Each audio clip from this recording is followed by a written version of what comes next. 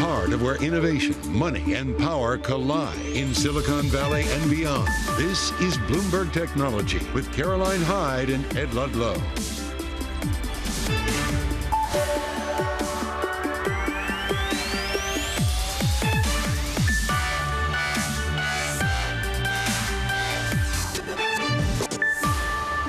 I'm Ed Ludlow in San Francisco. Caroline Hyde's off today. This is Bloomberg Technology. Coming up on the program, full earnings coverage ahead. Lyft falls after the ride-sharing company reported its slowest revenue growth in 2 years. Plus, we sit down with GM President Mark Royce as the company unveils its first all-electric Escalade IQ. And Amazon is in talks to be an anchor investor in ARM's IPO in a deal that could raise as much as $10 billion for the chip company. Those are our top stories. First, a check on the markets. Tech is lower at the index level, the Nasdaq 100 down more than a percentage point. It is chip stocks where we're seeing the biggest declines. The Philadelphia Semiconductor Index, or SOX, softer by 1.6%, underperforming the market. We're waiting for the CPI print here in the US Thursday. We look at that data and then we think to ourselves, what will the Federal Reserve do next? And there is some posturing in the market from that point of view. But earnings is going to be a really big theme of this show. We have a number of earnings interviews with CEOs, and actually the reaction to earnings to the downside also a factor, particularly for the Nasdaq 100. The US 10-year yield continues to go back down towards 4%. Remember, we've been talking about the steady trickle down from 4.2% back nearer to 4%, and Bitcoin still at that same $29,500 US dollars per token level. These are the two key names where we're starting the show.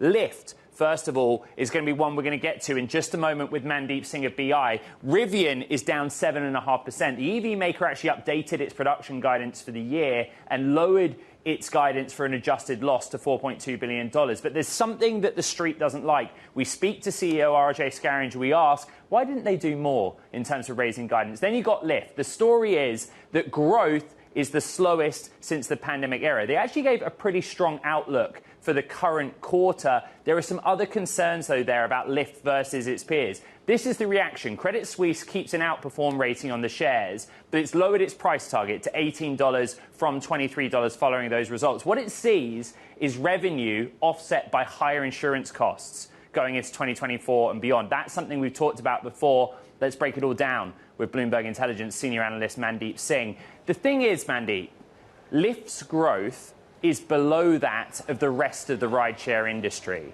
How much is that a concern? Well, I mean, that's where when you look at all the marketplaces, the scale marketplaces like Booking, like Airbnb, you know, it's a winner-take-all market. And I feel it's going to pan out the same way in this case, simply because Lyft doesn't have a differentiated offering when it comes to ride-sharing. I mean, consumers are price sensitive. They're going to go with, you know, the company that has the lower ETAs, that has more variety in terms of the products it's offering. And over time, you know, when you look at Lyft's strategy around lowering its prices, you have to ask yourself, what can they accomplish? They're not going to get an Amazon like a subscription model where they have a Prime subscription and, you know, that's how you drive engagement. And that's where I feel like they're going to be short-sighted in terms of using pricing as a lever. And the marketplaces with the most supply growth eventually are the ones that, you know, end up winning. And that's where Uber has an advantage. We're just showing a chart on the screen that active riders actually grew in the quarter. What are we learning from Lyft about their business in the sense of engagement? You know, are riders broadly coming back? They are coming back, but when you compare it to pre-pandemic levels, they're still not there. And all this is driven by subsidies. We know the biggest problem with this business model is the use of subsidies and how it affected the unit economics. It's the same thing here. Yes, you're going to bring those customers back, but how long are they going to stay, and what is the repeat rate when it comes to, you know, driving the transactions on a recurring basis? And I think that's where, if Lyft raises prices or Uber lowers its prices, those customers are going to go back. And the retention level is fairly low at this point of time, I feel. Mandeep, David Risher, the CEO, told Bloomberg in an interview that he's trying to make Lyft a healthier business.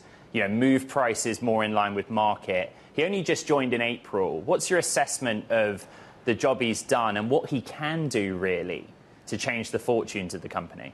Yeah, and the good thing is I feel he's been open-minded about all the strategic options, even, the company being up for sale. And when you look at the history of marketplaces, the distant second ones, whether it was Grubhub or Postmates or Caviar, these were all the small players. They got taken out.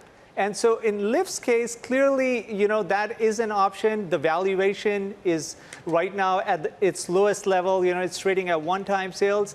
And probably a B2B partnership could be a catalyst. So there are a number of catalysts for them to, think of the next steps. Clearly, I think from a standalone perspective, it's a hard job.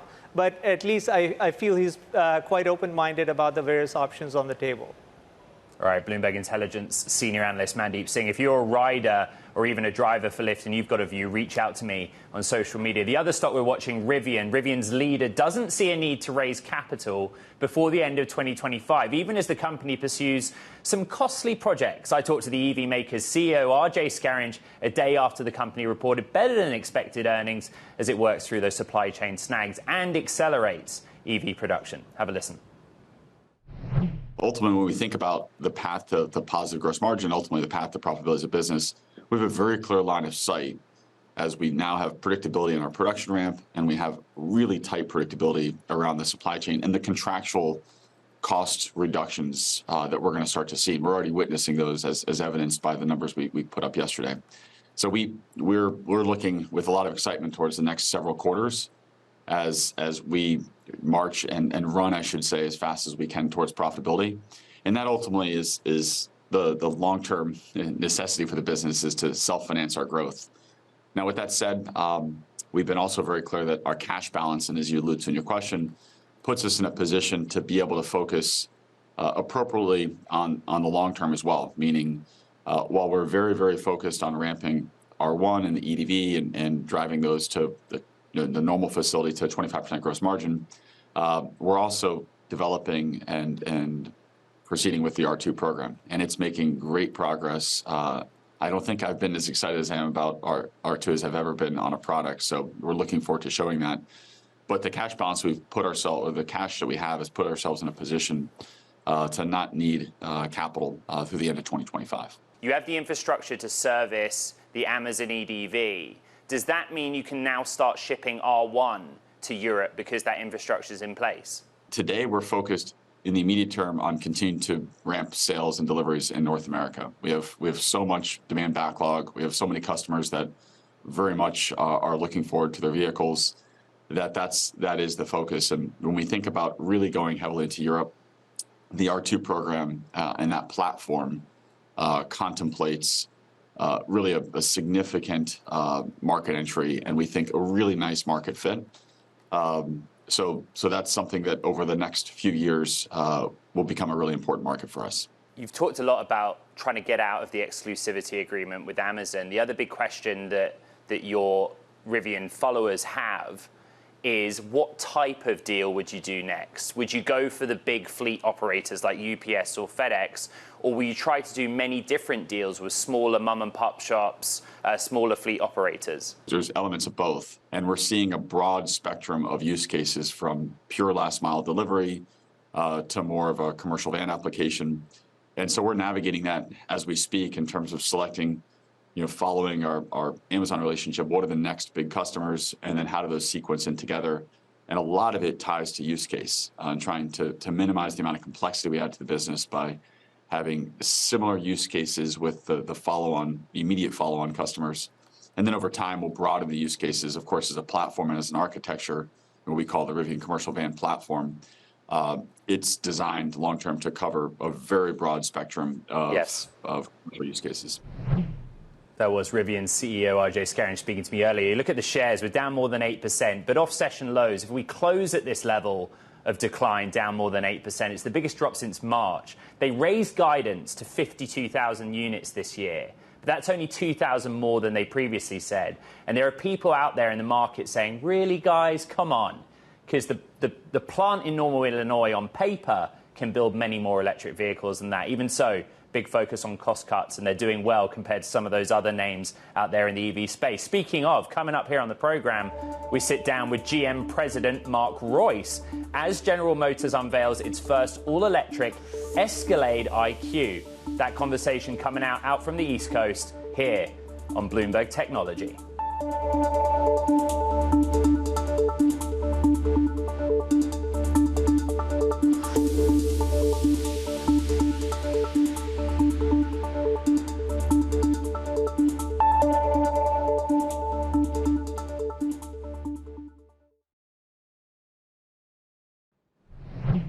Welcome to our Bloomberg television and radio audience worldwide. General Motors unveiling its first all-electric 2025 Escalade IQ. Let's send it over to Bloomberg's Matt Miller, who's sitting down with General Motors President Mark Reuss. Matt. Ed, thanks very much. Mark, we really appreciate you joining us. This is a very powerful vehicle with 450 miles range, but also a very high price tag. Who are you aiming this product at? Well, if we look at the current Escalade, we sold over 1 million units, and we one out of every 3 of these SUVs in this luxury segment is an Escalade. So we've got a very successful brand. It's been, an unbelievable vehicle for Cadillac and General Motors, but this is additive business. So we know there's people that are wanting an electric 3-row SUV, full-size SUV. We're going to be the first ones that really bring it here with an iconic brand. So we know this is in addition to our internal combustion engine Escalade, and you can see it as the next step in the design language for Cadillac, both inside and out. And so this is going to be, right on the cutting edge of everything. It's the Escalade standard of the world. It really is. So you already have the Hummer, though, which is definitely on the cutting edge of everything, right? And early adopters who are waiting for a big electric vehicle, I'm assuming went out and got that. Who's left to buy the Escalade? $130,000 to start. Yeah, I was going to say, well, the Ultium platform here that we're talking about is very flexible, and it's very different than the SUV offered from Hummer. And so you'll see it in the proportions here, where we really are going after efficiency with 450 miles of range. That's a big deal for families and people who travel. So it's a big range vehicle, but it's also 750 horsepower. The Hummers are in the 1,000 horsepower stand, in that part of the market there. So it's a little bit different customer. It's very different from a duty cycle standpoint, but it's still built on the 24 mod pack that we use on our battery electric truck platforms. There has been some criticism about these big battery packs. Bloomberg New Energy Finance, for example, wrote that you're using a lot of lithium that maybe should be left for the smaller electric vehicles. How do you respond to that? Well, General Motors is going to make both, number one. So we're going to make everything from the Bolt with an Ultium-based pack here as we bring it back online, to the Equinox, to the Blazer. So those are right in the biggest segments in the world at price points that are, the most affordable, right in the wheelhouse of those big volume segments. So we're going to do that too, but, technology changes, and so anybody that thinks that we're going to have the same technology even a year from now, chemistry-wise, with our battery systems across the whole industry, isn't thinking about it quite right. I think it's been mentioned before that the telecommunications industry, there was all these people that were fearful of copper. Right, that all changed, right? And so you get into silicon, you get into chips, you get into all those things that are new technologies on a breaking transformation of the industry. And I can tell you, the history books will see this as just the first step.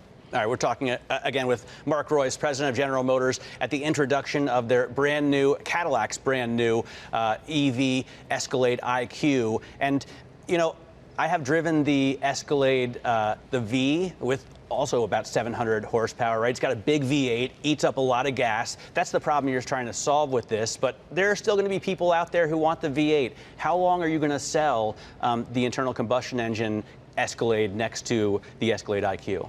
Well, they're very different vehicles, again, in terms of the package. We've got a huge amount of storage in this vehicle because of what we have up front, where the engine used to be, and then also a longer wheelbase, and the second row package is quite different too. So you add those things together. They're different vehicles, even though sort of the output on the power basis are similar.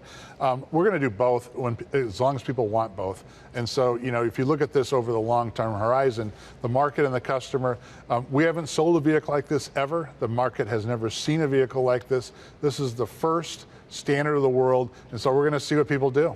You are going to bring out the Silverado with, I believe, a similar battery pack and range, at least as an option. Are you seeing price pressure because we're now seeing Ford capitulate and cut prices, Tesla obviously driving that? How do you expect the pricing to work out? Well, the pricing, we're starting with the Silverado with our work truck. So, you know, our pricing and our ladders and our battery capacity and range capacity and duty cycle capacity on Silverado and Sierra are going to be for everybody's pocketbook and price point. So, you know, we know where people want it from a work truck and our fleet standpoint, and then it'll go all the way up through the RST, which will, you know, again be a high range, high module, but you don't have to just do that. So we're going to offer those things as options. Cutting price, though, means that we didn't see it right. And I don't think that's true. I think we're right in that wheelhouse of what people can afford and want. And so, you know, I feel good about our pricing. Are these vehicles going to be profitable when you start selling them? Yes. And are you going to be able to make 1 million of them in 2025? Not the Escalade IQ. No, I just mean electric vehicles. Yeah, electric vehicles. Yeah, I think so. I think we're well on our track. You know, we did 50,000 here. First half of the year, that was our target, and we did that. You got to bring cell plants along online as you do the assembly plants to make these. Our first plant in Lordstown, Ohio is now full capacity and running really well. The second one will be in Spring Hill, Tennessee, right next to our Lyric facility there. So that's coming online next. And the third one will be in Lansing, Michigan, and we're just you know, doing the construction on that right now. So once we get past the first plant in Lordstown, Ohio, we learn how to make them. We do it at volume. We duplicate that in Spring Hill, and we duplicate that in Lansing. So the first ones out here, we knew were going to be you know, something that we'd never done before, and we tackled that, and we're doing it with high quality, and we're doing it at rate. So those are, you know, that's how you get into volume production. I got to ask about the negotiations with the UAW. Are you prepared to make an expensive investment in raising those costs? Because their demands are, I think they said, pretty audacious. Yeah, I can't comment on what people say or don't say about that. We are negotiating with our represented workforce in earnest, as we always do. And we're there to make a good agreement, a fair agreement, an agreement that works for everybody. And that's all I have to say. Mark, thanks very much for your time. Really appreciate it. Thank you, Matt. Always a pleasure. Thank you. President of General Motors, talking to us about Cadillac's new Escalade IQ. Ed? Bloomberg's Matt Miller, thank you very much. Some breaking news here on Bloomberg Technology. The US Supreme Court is allowing Apple to keep its App Store payment rules in place for the time being, dismissing a request from Epic Games that would have let developers direct iPhone users to lower price alternatives online. Remember, they are just simply deciding on a previous 9th US Circuit Court of Appeals decision earlier this year that Apple's rules did violate California's unfair competition law rules. They're just saying, the Supreme Court, that ruling cannot be implemented straight away, so Apple can keep its policies for now. We will continue to track that story. This is Bloomberg Technology.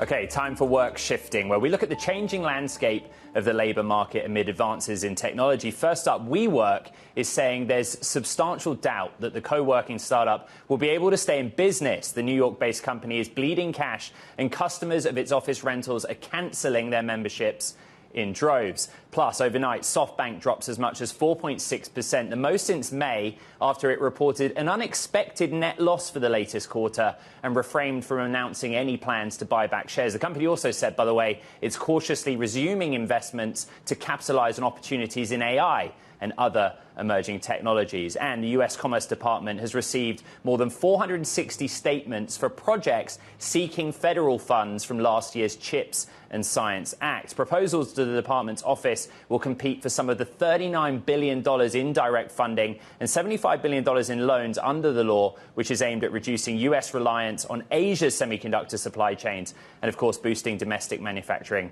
of chip Technology. All right, sticking with commerce. Amazon in talks to join other tech companies as an anchor investor in Arm's initial public offering that could raise as much as $10 billion. That's according to a Bloomberg source. Arm is the chip designer that counts the world's biggest tech firms as some of its clients. It's also held discussions, as we've reported, with Intel and NVIDIA. Joining us for more, Bloomberg Technology Executive Editor Tom Giles. This is an interesting one. I guess the obvious question is, why would Amazon be an anchor investor in Arm? I got one word for you: 250 billion chips. That's how many chips ARM has designed over the years. ARM is an incredible player, incredibly important player in the design of chips. In particular, it's a leader in designing chips that are used in the data centers that are running all this computing power that Amazon Web Services is behind.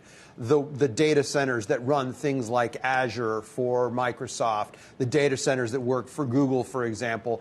These are the kinds of chips that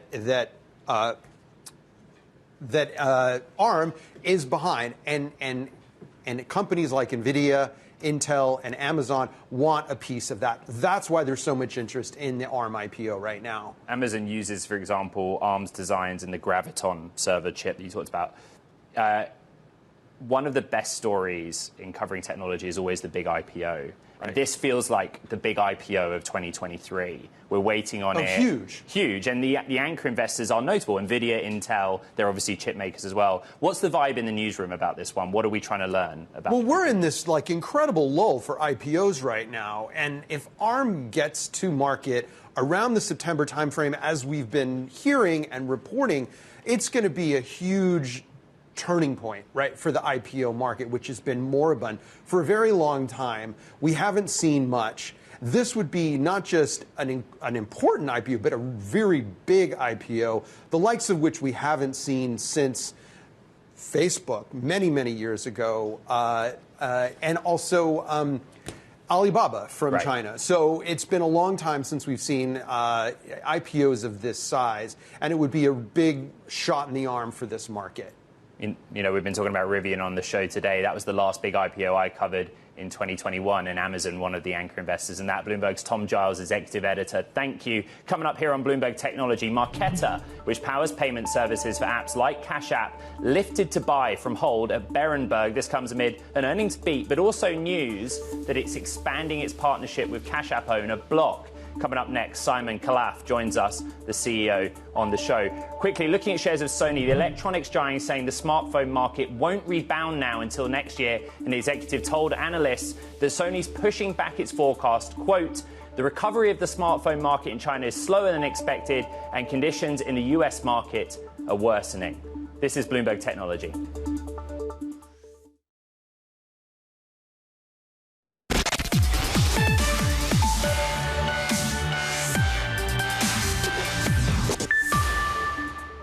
Welcome back to Bloomberg Technology. Ed Ludlow here in San Francisco.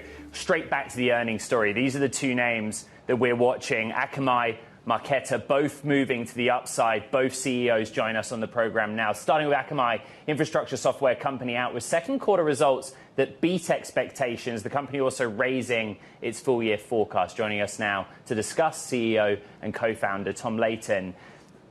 Let's start with the guidance, right? You're going from, it's a slight raise, the latest being 12 to 14%.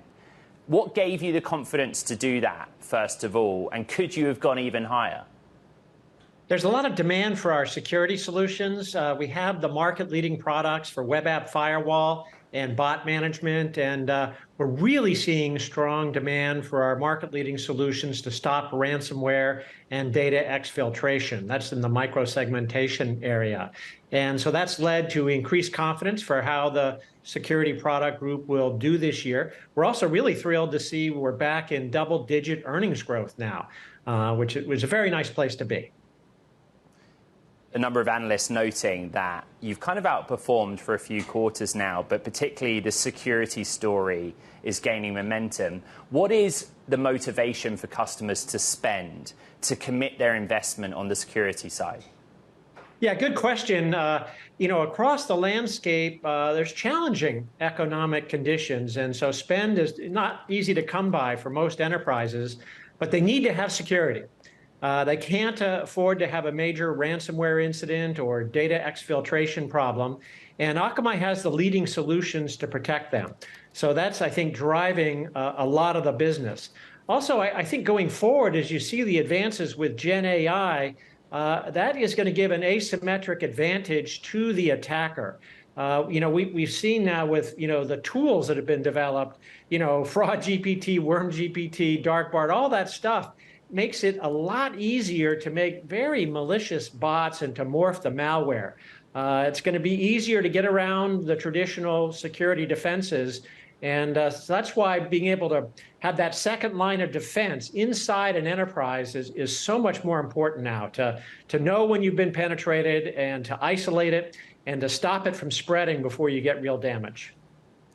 You raise a point that many in your industry have, going all the way back to the RSA conference earlier in the year. Generative AI and quantum computing are just as much of a tool for the threat actors as they are as part of your defense strategy. And I wondered if you could just give us a little bit of insight into how seriously your customers take that. Do they acknowledge that there is a technological competence of the threats they face? I think quantum computing isn't an issue yet, but Gen AI is becoming one. And I think, the realization is beginning to set in. With any big technical advance, and Gen AI qualifies, you get a lot of good and some bad. And in this case, it's an asymmetric advantage to the attacker when it comes to trying to get past an enterprise's defenses. And so I think probably we're on the cusp of seeing a lot more attacks and a lot more effective attacks. And so, yeah, enterprises are concerned. Talk to me a little bit about what's going on inside your company. You've cut costs. The street's really happy with your performance. But what other changes are you making internally, and what other investments might you make? Yeah, I think the next frontier in security is API security. We're making a lot of investments there. I think we're in a really good position to be able to help enterprises, and they are asking for help.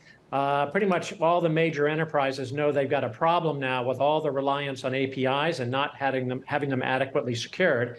Also, we're making large investments in our infrastructure as a service business, cloud computing.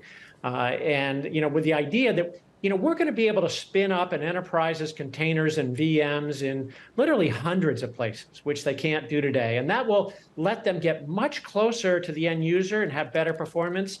And, by using our other capabilities that came from our delivery business, we think we can do that at lower cost than they're spending today with the hyperscalers. In many cases, the hyperscalers are their competitor, and Akamai will, be their partner. All right, Akamai shares up more than 9% on an intraday basis, tracking for their biggest gain since May, highest level since May of 2022. At one point in the session, we were up 13%, which would be the biggest jump going back to October of 2018. Akamai CEO Tom Layton, thank you very much. Another big name that we're tracking, analysts quite pleased after commerce payments platform Marqeta reported second quarter revenues that beat estimates. Shares surging after the company renewed a partnership with Block to continue powering its popular Cash App card product. And during the earnings call, there was talk of expanding its services to other markets. A lot to unpack. Who better to do it with than Marqeta CEO Simon Khalaf? Analysts note that getting the deal done with Block, Simon, extending, removes an overhang on the stock. But what does it actually do for your company? What kind of visibility do you now have in terms of your own growth and ability to improve the business?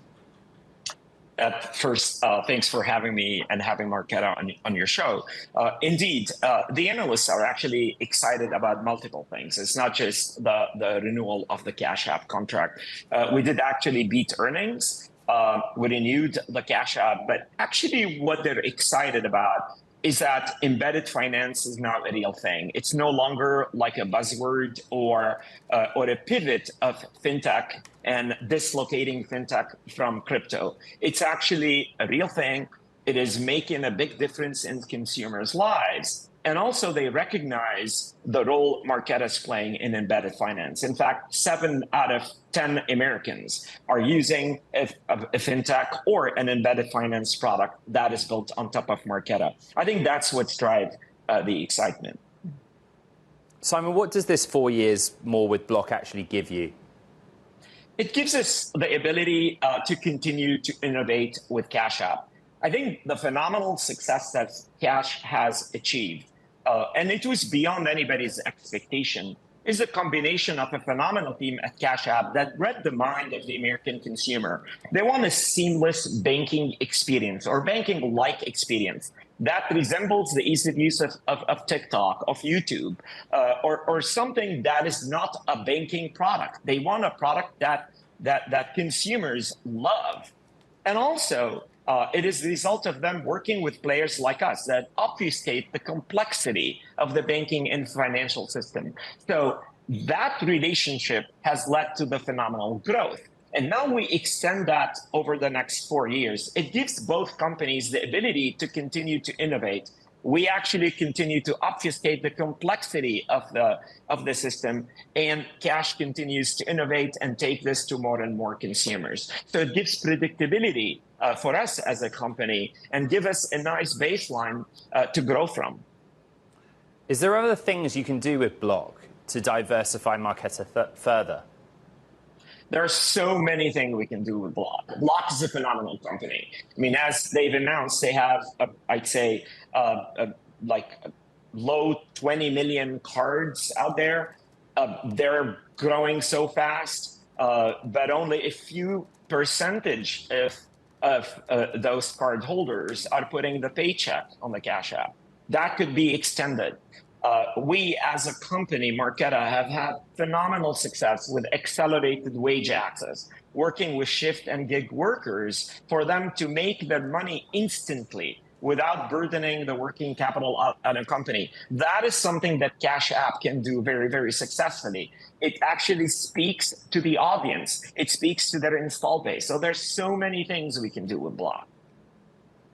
In terms of doing those things, who do you phone? I mean, my real question is, what's it like to do business with Jack Dorsey? Is he actually sort of engaged and active at Block and in your relationship with Marqeta? We don't comment on who we work with at Block. We work with many divisions of Block, but I would say that we have a phenomenal relationship. It feels like it's one team, and that's what it takes these days. We no longer live in a world that you just have an API and everybody goes in their own direction. We actually work with them, we partner with them, and the nice thing, and everybody has their lane. So they're phenomenal at innovation, understanding the consumer, delivering to the consumer, and we're really good at obfuscating the complexities of the banking system, allowing them to move very fast on the consumer side, while we actually focus on eliminating complexity of the banking system. It's been a pleasure working with that team over there. Before we let you go, Simon, two countries associated with Marqeta right now, or regions, are sort of Brazil, LATAM, and Eastern Europe. Where are you looking to expand geographically? What are the next market opportunities for you? Yes, we definitely see Brazil as a phenomenal opportunity for us. We just announced our partner and customer FitBank. We see tremendous opportunity. It is actually one of the fastest growing fintech markets. Everybody's on a mobile device. The technology is accepted. It's a large country. Regulatory environments are favorable. So we're very excited about that. And in Europe, we've seen a lot of interest and a lot of excitement, and we've closed quite a few net new logos in Europe. So we are expanding into the EU and very excited about that. I mean, look, it's a global world. We have a lot of customers that have global ambitions, and Marqeta is going to stand behind them. If they tell us they're going to go to the moon, we're going to be in the moon before them. So we're very excited for the deep relationship we have with our customers. All right, Simon Khalaf, CEO of Marqeta, coming to me from over the Bay Bridge over in Oakland. Thank you very much. Now, coming up here on Bloomberg Technology, we're going to talk about the rise of generative AI and its impact on the European VC ecosystem. That's with Target Global coming up next. This is Bloomberg.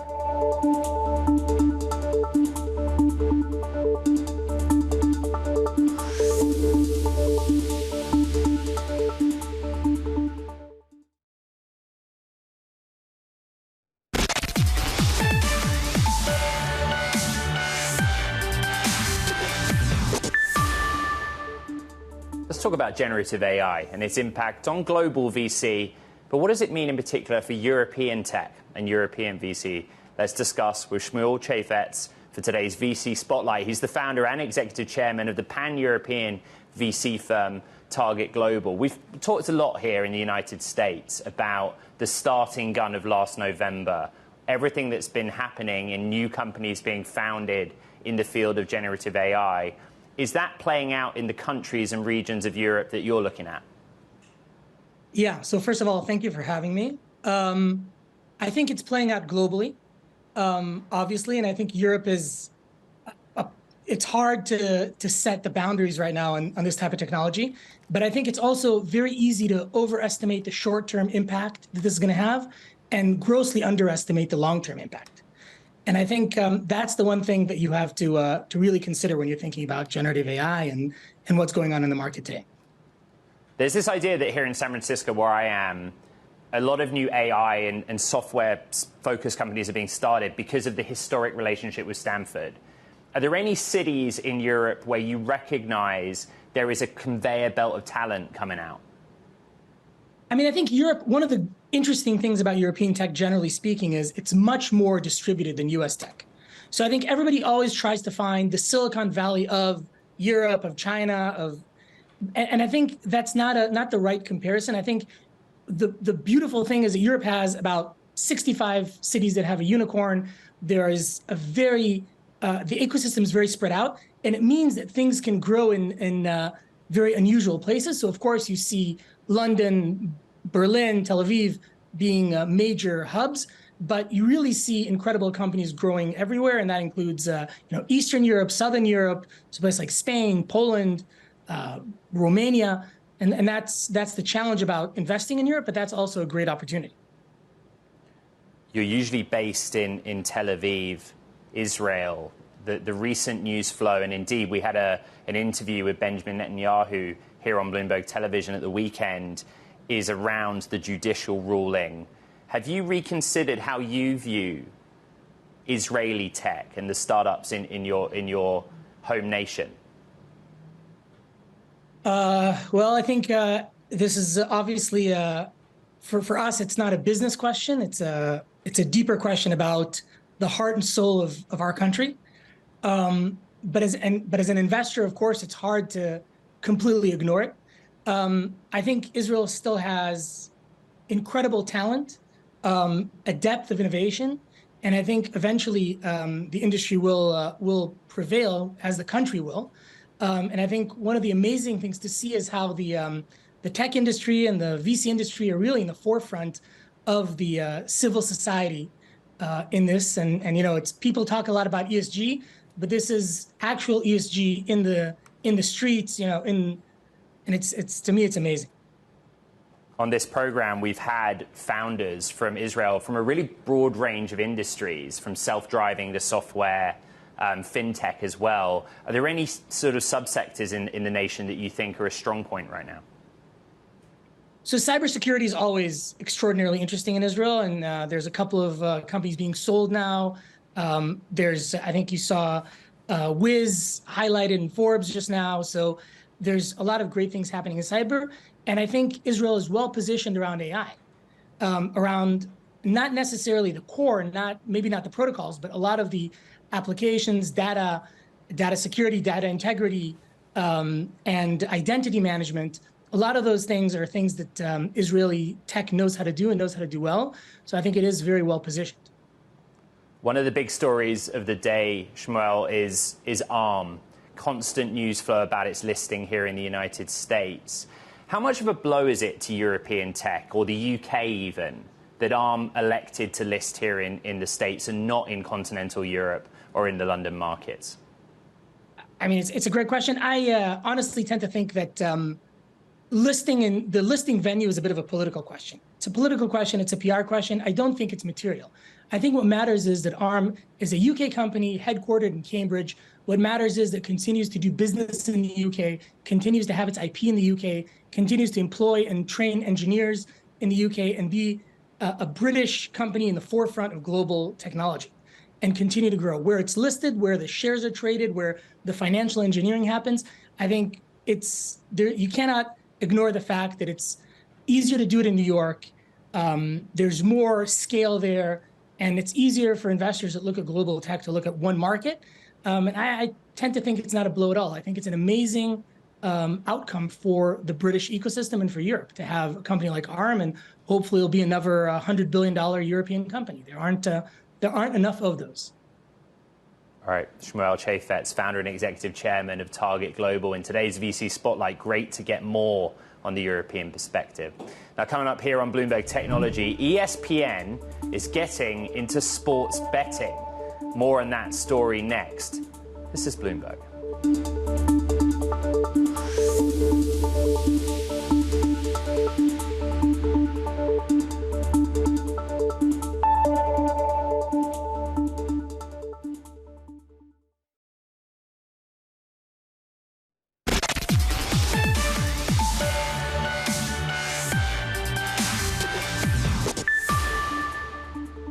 All right, this is what they're talking about. ESPN has signed a long-term exclusive agreement with casino operator Penn Entertainment, licensing its brand for sports betting and deepening the media giant's ties to the growing online gambling business. Penn will have the 10-year right to use the ESPN Bet name in the U.S., the company said in a statement Tuesday. Penn will rebrand its Barstool Sportsbook with ESPN starting this fall. Penn also said it's selling all of its Barstool Sports subsidiary to David Portnoy, which is what they're talking about on the social medias. Let's look ahead now to Disney's earnings coming out later today with our editor, Chris Palmieri. So after the drama of Iger's contract renewal, we go back to the existential question that you and I posed around Sun Valley. How do you become profitable in streaming? I think that's what investors are looking for. It is. Well, you know, one way is deals like this one. I was a little surprised the market reaction to the Penn Gaming deal. $1.5 billion guaranteed money for Disney/ESPN. And they can still, according to Penn on their call, have ads from other sports betting companies on ESPN. So nothing really kind of but upside, it seems, in this deal. And that's sort of how you invigorate a legacy brand like ESPN, which is, you know, is struggling with losing traditional cable subscribers. So I'm sure Iger's going to talk a lot about that deal on the call, and likely we'll get some questions. Broader, you know, what we've seen this earnings cycle is, after all the pessimism about the legacy media businesses, a lot of these companies have surprised profit-wise. Warner Brothers, Paramount, you know, their advertising business on traditional TV channels is challenged, but they've cut a lot of costs and they're saving a lot of money with the strikes. And so the numbers have tended to look better.